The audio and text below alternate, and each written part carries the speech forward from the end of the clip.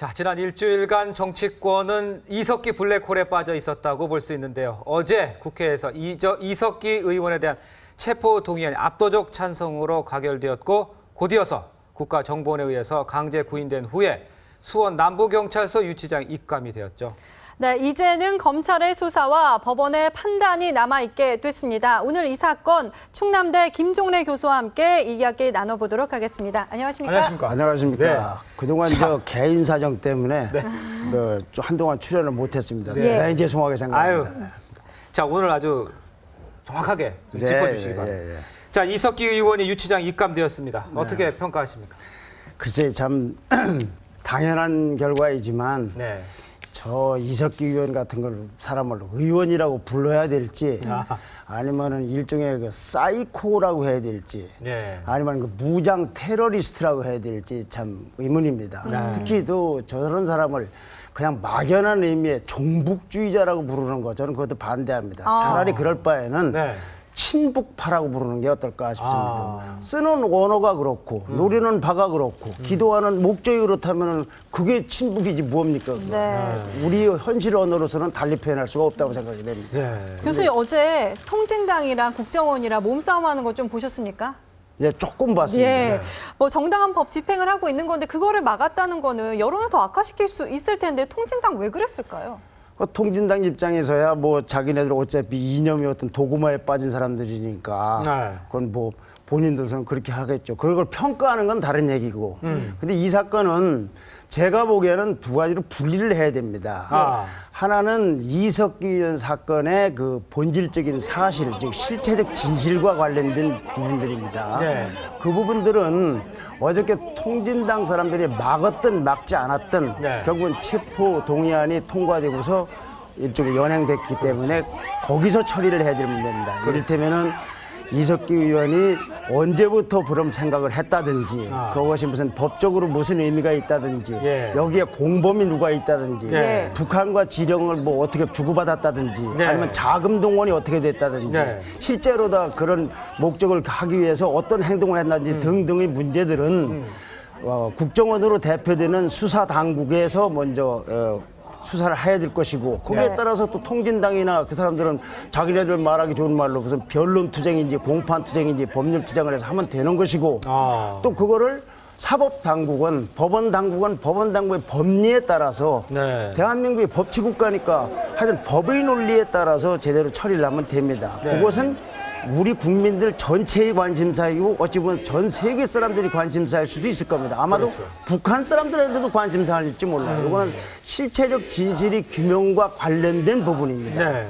그런데 정치권 얘기 또 다른 얘기죠. 이 정치권은 그 사람들이 무슨 정당이 무슨 수사권이 있는 것도 아니고 계좌 추적권이 있는 것도 아니고 합법적 감청권도 없기 때문에 어제 체포동의안을 처리함으로써 정치권에서 실무적으로 할 일은 끝났습니다. 이제부터 정치권은 정치당 입장이 뭐냐, 정당의 정당성은 뭐냐. 그전에는 이 사건을 몰랐다 하지만 이 사건 이후에 각 정당은 어떤 태도를 취해야 될 것이냐, 이 부분은 남는 거죠.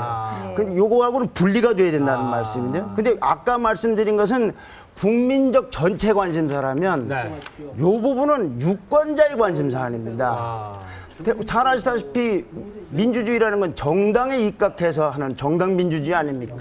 그러니까 이 정당들은 그동안에 이 사건을 몰랐고 알았고 문제가 아니라 자, 이제는 알려졌으니 이 사건을 보는 눈, 책임, 사과, 앞으로 노선 문제 이런 부분들에 대해서는 자기네들이 어떤 입장을 분명하게 정하고 해야 된다. 특히 이것이 중요한 것은 유권자들은 자, 지금 유권자 하면은 지금도 이제 이 직장 생활을 은퇴하고서 오늘도 지금 등산을 하면서 여생을 보내고 싶은 어르신들 아니면 묵묵히 일을 하면서 세상만사 잘 모르는 주부들 아니면은 뭐 학생들 여러분들이 유권자가 있을 거 아닙니까? 그 유권자들은 지금 삼겹살집에서 소주를 먹든 등산길이든 출퇴근길이든 그저 남들이 얘기하는 걸 놓고 자기네들끼리 갑론을박만 했지 이것이 뭘 의미하는지를 제대로 모른단 말이에요. 그리고 이 사람들은 조직적이고 집단적인 행동을 할 길이 없습니다. 현실적으로. 물론 뭐 텔레비에 뭐 항의도 할 수 있는 거고 인터넷에 글도 띄울 수 있지만 그러나 유권자라는 입장에서 볼 때 이분들이 할 수 있는 가장 강력한 무기이자 최후의 수단은 투표입니다. 투표. 그렇죠.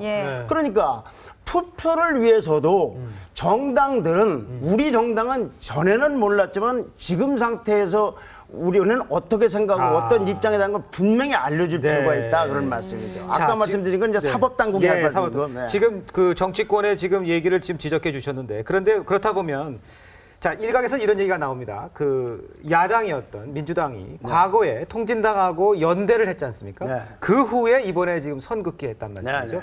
이런 상황에서 보면은 민주당의 행보, 과거에 연대했다가 선긋기에 나선 이 행보 여기에 대해서 어떻게 생각하세요? 네, 우리 이양 물어보신 걸 포함해서 제가 제일 궁금한 것은 민주당에게 묻고 싶은 겁니다.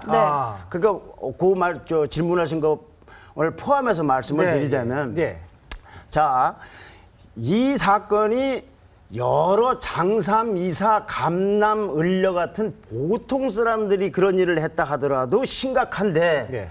문제는 헌법기관이고 이 나라 정치의 상징인 국회의원 신분을 가진 사람이 그런 일을 했다는 데 있는 거예요. 그렇죠. 그러면 이석기 의원이라는 사람이 국회의원까지 되는 과정은 어떤 코스를 거쳤을까 볼 때 여기서 민주당은 빠져나갈 길이 없습니다. 자, 첫째는 사면복권입니다. 그렇죠. 공민권 제한이 됐던 사람이 사면복권이 되면서 공직으로 임명되거나 무슨 선거에 출마할 수 있는 자격을 획득한 겁니다. 우선 그 과정을 거쳤고 그 다음에 국회의원이 된 거예요. 그렇죠. 그러면 사면복권은 언제 이루어졌느냐? 노무현 정부 때 이루어졌어요. 그거는 달리 표현하면 민주당 정권 때 이루어진 일입니다. 그렇죠. 그리고 그때 라인에 있던 분들이 천정배 전 의원이 법무장관이었고 문재인 의원이 바로 민정수석이었는데 사면복권 업무는 이 두 분의 코스를 같이 잡고는 하는 방법이 없어요. 그러면 그때 무슨 근거로 무슨 이유로 했는지 그때는 이런 사태를 예측하지 못했지만 이제와 생각하니까 어떻다라는 문재인 의원대로 천정배 장관은 장관대로 더 중요한 건 민주당은 민주당대로 정당 입장에서 그 입장을 밝혀야 됩니다. 그랬는데 그 후에 국회의원이 돼서 국회의원은 어떻게 됐습니까? 야권 연대 때문에 된 겁니다. 그렇죠. 그러면 야권 연대를 할 때 큰 집이 민주당이었으니까 민주당의 힘이 직접 또는 간접적인 도움을 영향을 미쳤기 때문에 이 사람이 국회의원이 된 겁니다. 그렇죠.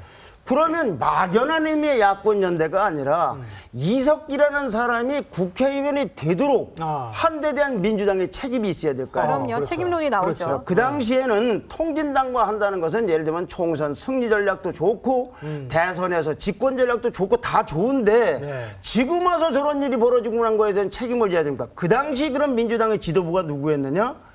한명숙 의원 대표가 였었고 그다음에 실질적으로 그와 함께 총선을 주도한 사람으로 알려진 사람은 이해찬 의원하고 문재인 의원 등등이에요. 이건 천하가 다 아는 사실입니다.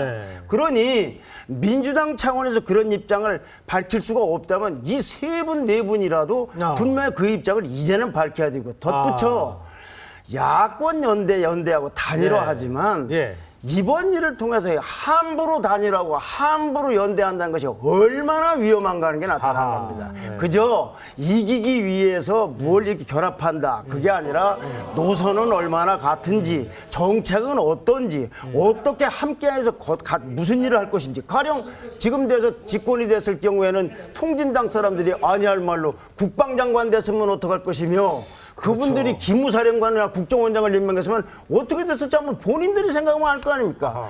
그런데 본인들도 인정하기 때문에 이번에도 당론으로 찬성 투표를 한 거 아닙니까? 그렇죠. 그 부분에 대한 입장을 밝혀야 되죠. 또 있습니다. 국정원 개혁하는데 자 국정원 개혁을 할 부분 어디나 아니 무슨 뭐 청와대는 개혁할 게 없고 무슨 육군은 개혁할 게 없고 하다못해 삼성은 개혁할 게 없습니까? 그러니까 국정원 개혁하는 건 좋아요. 그런데 만약에 이 국정원이 이와 같은 이런 엄청난 사건을 적발하는 국정원의 기능이 위축되도록 그것이 정치개혁 금지라는 이름으로 국회의원 행동이기 때문에 한다면 그건 어떻게 될 겁니까? 뒤집어 말씀드리면 민주당 정권 예컨대 김대중 정부 시절이나 노무현 정부 시절 이었다면 그 당시 국정원이 이런 사태를 적발할 수 있었을까에 대해서는 의문을 갖거나 최소한 궁금증을 갖고 있는 사람이 저 하나만은 아닐 겁니다. 예. 그렇죠. 그러니까 개혁 얘기도 함부로 할 일이 아니다. 물론 개혁할 건 해야 되지만 또 있습니다. 장외투쟁 있지 않습니까? 예. 장외투쟁을 할 때 국정원 개혁을 하는데 셀프 개혁은 안 되고 국회 중심으로 한다는 거 아닙니까? 그러면 결국은 야당이 주도권을 쥐겠다는 얘기예요. 이런 사태를 나온 민주당이 국정원을 어떻게 개혁한다는 건지, 그리고 그것이 과연 지금 저런 일을 하는 건 국정원 때문에 장외투쟁을 하고 국회로 돌아가지 않는다는 것이 말이 되는가. 네. 또 있습니다. 네. 박근혜 대통령 보고 사과를 요구를 하고 있습니다. 네. 박근혜 대통령은 국정원의 도움을 하나도 받지 않았다고 했기 때문에 네. 이거는 사과를 해야 되는지 안 해야 대해서는 논란이 있을 수 있습니다. 예. 뭐 어쪽에서는 사과하라, 뭐 새누리당 쪽에서는 사과 맞아, 못하겠다는 그러니까. 것은 그냥 사람들에 따라서는 자기 나름대로 평가를 하면 돼. 절대선이 없습니다. 네. 그런데 이석기라는 사람을 사면복권하고 국회의원 돼서 자기네들도 체포동의안에 찬성했듯이 그런 범죄 사실을 정치적으로 인정한다면 네. 이거는 찬반의 얘기가 아니죠. 네. 박근혜 대통령에게 사과를 요구하는 그 수준 이상으로 여기는 스스로 사과를 해야 되는 거예요. 자기 반성과 사과가 필요하다. 그래야지 유권자들이 저 당은 어떤 정당인가를 알 거 아닙니까? 또 하나 마지막으로 있습니다. 네. 자, 막연하게 민주당 이름으로 하지 말고 예. 물 좀 드시고 죄송합니다. 천천히. 네. 이런 사태가 벌어진 것을 민주당 내에서도 친노 세력이 주도했다는 것을 다 알고 있으면 민주당 의원들끼리도 일종의 정체성 확립이라든지 노선 재정착을 위해서 심각한 토론과 갈등이 생겨나야 됩니다. 네. 그렇지 않으면 이른바 친노 계열과는 달리 이런 문제에 아무런 책임도 없는 민주당 의원들까지 도매금으로 평가를 받는다 그럴 수 이거죠. 있죠. 네. 민주당도 자성론이 네. 나올 시점인 것 같은데 교수님 네. 저희요 이석기 사건이 이제 뒤에 뭐가 더 있을지는 모르겠지만 어쨌든 정점을 지금 찍은 것 같아요. 네. 이렇게 큰 사건이 있고 나면은 여든 야든 득이 있는 데가 있고 실이 있는 데가 있잖아요. 네. 지금 뭐 현 상황으로서는 여야 득과 실을 어떻게 평가하십니까? 그런데 저거를 득과 실로 말씀드리는 것은 아무리 이제 텔레비에 나와서 하는 거지만은 좀 말하기가 거북합니다. 저거는 전부가 손해 보는 겁니다. 정치권 전부가 손해 전부가 손해 보는 겁니다. 이런 사태가 있는가 나오도록 하고 저 국회의원까지 된 이 나라 정치권에 대해서 국민들이 야 민주당은 조금 득을 봤다, 뭐 새누리당은 뭐 굉장히 뭐 큰 이익을 봤다 이렇게 생각을 하겠습니까? 그러나 그럼에도 불구하고 굳이 정치적으로 평가를 한다면 아마도 새누리당이 좀 반사 이익을 넣든지 얻겠죠. 민주당은 좀 고민에 빠질 거고 하여튼 손해를 볼 거고 또 안철수 의원 입장도 참 안타까울 겁니다. 너무 숨은 것 같아요. 안 보여요. 저는 안철수 의원은요. 참 이상한 게 어찌 보면 그분을 위해서 아주 정말로 동정을 한다면 참 운이 좀 없는 사람 같기도 하지만 어떤 면이요? 뭘 해보려고 뭐 저렇게 다른 일이 자기 의도하지 않은 게 터졌나. 근데 그거는 정치인에게 하는 말하자면 그냥 일종의 얘기고 건너온 다리를 불살랐다는 사람 아닙니까? 그렇죠. 그분이? 그렇게 하면서 이 나라 정치권 개혁을 위해서 그리고 국가를 운영하기 위한 일로 매진하고 있는 안철수 의원이라면 그분이 생각하고 있는 새정치의 관점에서 이 사태는 어떻게 봐야 되는가에 대해서 명명백백하게 얘기를 해야 됩니다. 입장을 밝혀야 됩니다. 국가에 이렇게 중요한 이슈를 비껴간다는 건 없는데 그저 뭐 민주주의를 위해서는 뭐 친북주의자와는 선을 그어야 된다. 이거는 좀 비하된 표현으로 말씀드리면 초등학교 윤리 시간에나 나오는 얘기입니다. 바른 생활하자는 얘기입니다. 아침에 일찍 일어나고 저녁에 늦게 자자는 것 말고 뭐 대단한 게 뭐 있겠습니까? 그렇게 원론적으로 해서 정치가 되는 게 아니고 이런 문제에 대해서는 명명백백한 자기 입장을 밝히고 그걸 국민들이 심판을 받아야 되는데 저거하고 새정치하고는 제 두뇌 구조로는 잘 연결이 안 됩니다. 또 하나는 이 여야를 적대적 공생관계에 의해서 기득권을 누리는 정당들이라고 여태까지 하는 것이 해왔습니다. 그것이 안철수 의원의 새정치의 주요 근간 중에 하나입니다. 말하자면 이론적인 바탕. 그러면 이번 이석기 의원 사건도 그게 여야가 적대적 공생관계에서 누린 기득권인지 난 지금 전혀 이해를 못하겠어요. 그 이제 평론 정치 비슷하게 하지 말고 무엇이든 본질 문제가 있으면 뛰어 들어와서 국가적 아젠다에서는 책임 있는 말을 하고 그에 따라서 국민적 심판을 받아야지 지금 저런 식으로 하는 것은 본인은 아무리 아니라고 하더라도 결국은 정치공학의 틀을 벗어나지 못하고 정치공학은 새정치란 이름 속에서는 가장 살아돼야 될 관행이자 습성입니다. 그러니까 뭐 초년병이긴 하지만 본인이 삼자로 입장에 서서 훈수전기 두듯이 멀리서 두고 있는 것은 문제가 있다. 문제가 있죠. 직접 본인이 나서서 뭐 행동으로 보이는 그런 모습을 좀 보여야 된다. 네, 이런 언론인도 예를 들면 저 조선일보의 김대중 고문이라든지 강천숙 주필 같은 분들은 저런 정도의 칼럼은 쓰지도 않아요. 훨씬 더 성숙된 입장의 글을 쓰지 누가 저렇게 무슨 한두 마디 그냥 얘도 이렇고 쟤도 어떻고 그런 놈의 얘기를 합니까? 색깔을 분명히 해서 해야 된다. 그렇게 하고서 국가 경영하고 난 무엇 때문에 다리를 불살랐는지 좀 이해를 잘 못하겠습니다. 자, 교수님, 그런 거 보면은 민주당에 대해서 우리가 지금 계속 책임론을 내세우고 있는데 사실 여권도 책임을 비껴갈 수는 없는 상황인 것 같아요. 새누리당에게는 또 어떤 것을 좀 묻고 싶으실까요? 새누리당에게는 이런 생각이 듭니다. 자, 이석규 의원의 한 행동이 또는 그 그룹의 한 행동이 내란 음모냐, 내란 선동이냐, 보안법 위반이냐, 뭐 여러 가지 논란이 있지 않습니까? 그거는 정치인들은 법적 판단을 하는 사람들이 아니에요. 그렇죠. 그런 걸 보고 정치적 주장을 하고 설득을 하는 거니까 그거는 아주 속된 말로 하면 냉정하게 드라이하게 수사당국과 그리고 변호인 그리고 법원 당국에 맡겨두고 여기다가 이렇게 정치적으로 가감을 해서 부가가치를 올릴 생각을 하지 말아야 됩니다. 근데 뭐 하필이면 요 시기에 나온 거. 아니면은 저렇게 무슨 뭐 여기에 해서 좀 더 공세적인 입장을 취한다든가 이런 거는 오히려 새누리당이 기대하고 노리고 있는 정치적 효과를 오히려 반감시킬 수도 있고 이석기 의원 사태를 보는 많은 국민과 유권자로서는 좀 식상할 수도 있는 겁니다. 덧붙여 지금 국정원 개혁이 국민적 과제가 돼 있고 그거를 이미 박근혜 대통령도 얘기를 했지 않습니까? 그러면 이런 때 그 부분 말고 다른 부분에서는 국정원 개혁을 거침없이 막힘없이 해야지 이것이 국민들에게 안심하고 유권자들에게 바른 선택이 아닌가.